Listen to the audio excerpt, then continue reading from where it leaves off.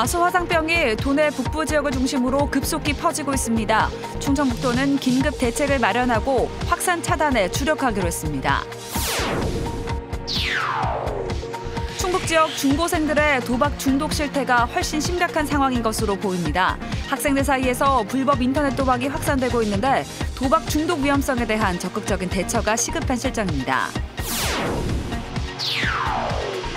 서울 국회에서 열린 더불어민주당 2차 충청권 당정협의회에 충청권 시도지사와 국회의원이 총출동했습니다. 참석자들은 충청권의 발전이 곧 국토의 균형 발전이라는 데 뜻을 같이 했습니다. 오송을 중심으로 한 충북의 바이오 산업은 국가 비중 20%를 향해 질주하고 있습니다. 하지만 자금 지원과 창업 여건 측면에서는 보완이 필요한 것으로 나타났습니다.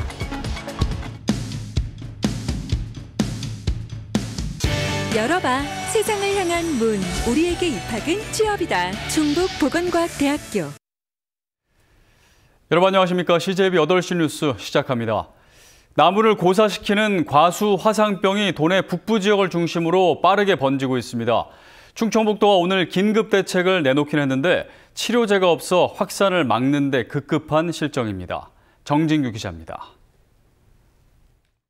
도내 과수화상병 신고 농가는 오늘까지 모두 91곳, 충주와 제천 등 도내 북부 지역에 집중돼 있는데 이 가운데 71곳은 이미 확진 판정을 받았습니다. 일주일 만에 2배 이상 늘어난 겁니다. 정밀 진단이 진행되고 있는 나머지 20곳도 간이 진단에서 모두 양성 판정이 나와 확진될 가능성이 큽니다. 세균으로 감염되는 과수화상병은 치료제가 없는 데다 전염 경로도 알 수 없습니다. 결국 발병 농가의 모든 나무를 매몰 처분하고 있습니다. 매몰 작업이 완료된 것은 44건이 되겠고 현재 18농가는 현재 매몰을 준비 중에 있다는 말씀을 드립니다. 과수화상병의 잠복기는 최장 20년에 달합니다. 충청북도도 이번 확산을 세균 전파보다는 잠복기를 거친 발현으로 추정하고 있습니다. 지난해 발생 지역과 인접한 곳을 중심으로 확산하는 모양새인데 수년 전 감염된 세균이 잠복했다. 지난해와 올해 증상이 발현됐다는 겁니다. 충청북도는 긴급 대책으로 의심 신고 즉시 살세균제를 살포하고 매몰지엔 미생물제 소독을 진행하기로 했습니다. 또 전염원으로 추정되는 곤충 방제도 함께 진행할 예정입니다. 치료제가 없는 만큼 확산 차단에 주력하겠다는 겁니다. 대책 상황실을 현재 농업기술원에서 도 대책 상황실로 격상해서 현재 행정력을 총동원해서 현재 하고 있습니다. 충청북도는 과수화상병의 발현 기상 조건이 맞는 오는 7월 중순까지 발생 증가가 예측된다고 밝혀 앞으로의 피해 규모는 더 늘어날 전망입니다. CJB 뉴스 정진규입니다. 어제 이 시간 충북 지역 중고생들의 도박 중독 실태에 대해 보도해드렸는데요. 직접 현장 취재를 해보니 통계 수치보다 훨씬 심각한 상황이었습니다. 박수범 PD가 취재했습니다. 충북 도내 한 특성화고에 다니는 이모군. 이모군은 같은 반 친구 30명 중 20명 정도는 매일 휴대폰을 이용해 도박을 한다고 말합니다. 이군은 친구에게 15만 원을 빌려 도박을 했는데 매일 5만 원씩 이자가 붙어 5일 만에 35만 원이 됐다고 덧붙였습니다. 15만 원 가지고 하루에 게임을 스포츠를 했는데 그게 지금 며칠 사이에 35가 된 거예요? 네, 5일 사이에. 5일 사이에? 네. 또 다른 특성화고에 다니는 김군은 주로 불법 스포츠 토토에 베팅을 하는데 도박 자금으로 한 달에 100만 원 넘게 쓰고 있습니다. 볼 때는 한 10단위 이상으로 먼저 하고 이제 받을 때는 100단위 정도, 네, 뭐 50단위, 100단위 그렇게 하는 것 같아요. 인문계고에 다니는 박모군은 스스로를 도박 중독이라고 생각하고 있습니다. 보통 5만 원 정도로 시작하고 20만 원 정도를 잃고 나서야 도박을 멈춘다는 것입니다. 하다 잃게 되면 그냥 모두 다 잃어버리는 거지만 계속 하다 보니까 중독이 된다나? 중고생들 사이에 불법 인터넷 도박이 확산되는 이유는 청소년들의 접근이 자유롭기 때문입니다. 이런 도박 사이트들의 경우에는 이제 청소년들도 똑같이 청소년들에 대한 그 차단 이런 정책이 당연히 적용이 안 되고 있어서 학생들도 똑같이 도박을 할 수 있다는 문제점이 좀 가장 큰 문제점입니다. 청소년 도박 문제는 사회 전체의 책임이라는 인식과 함께 도박 중독 위험에 대한 적극적인 대처가 시급합니다. CJB 뉴스 박수범입니다.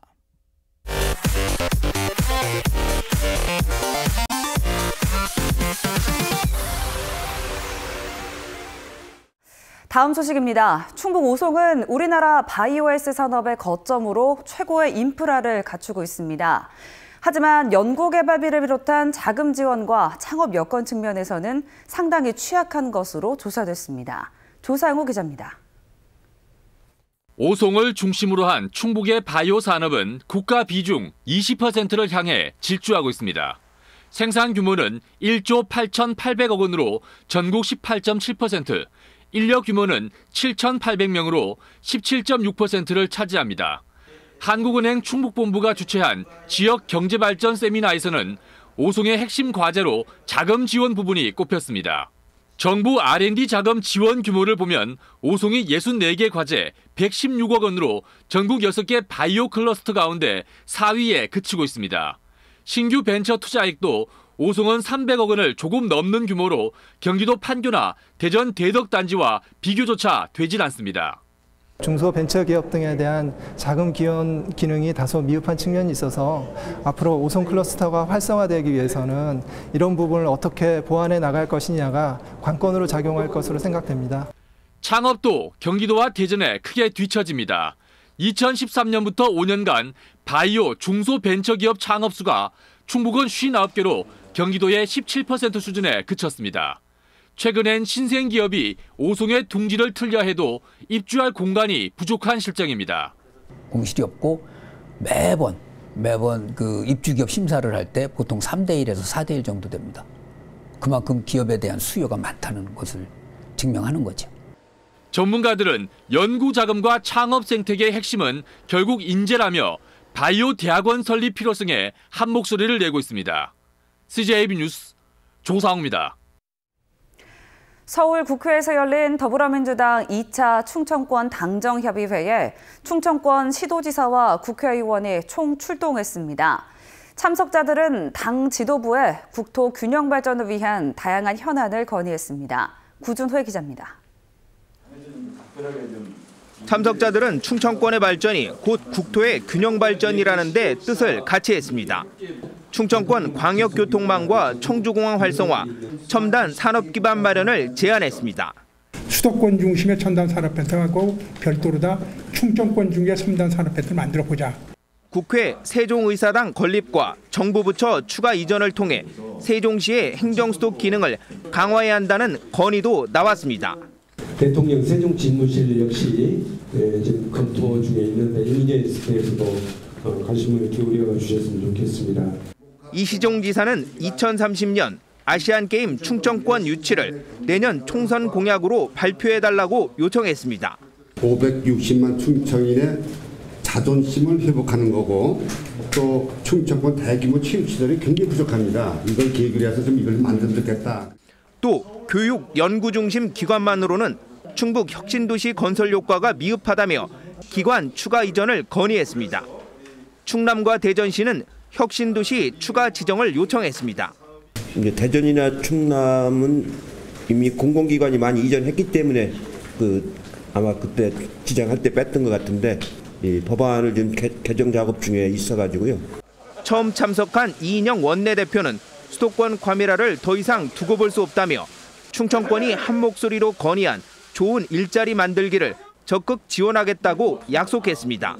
수도권 집중화로 인해서 질 좋은 일자리가 지방에 없는 이런 그 구조적이고 근원적인 문제를 해결하기 위해서도 적극적으로 나서겠습니다. 더불어민주당은 다음 충청권 당정협의회를 대전에서 열기로 했습니다. 공통의 관심사가 많은 만큼 워크숍 형식의 만남을 갖고 보다 깊이 있는 논의를 이어갈 계획입니다. CJB 뉴스 구준혜입니다. 수년째 사실상 폐업 상태인 드림플러스에서 오늘 또다시 충돌이 벌어졌습니다. 이랜드를 포함한 관리단 측이 건물 일부 시설을 점거한 게 갈등의 발단이 됐습니다. 진기훈 기자입니다.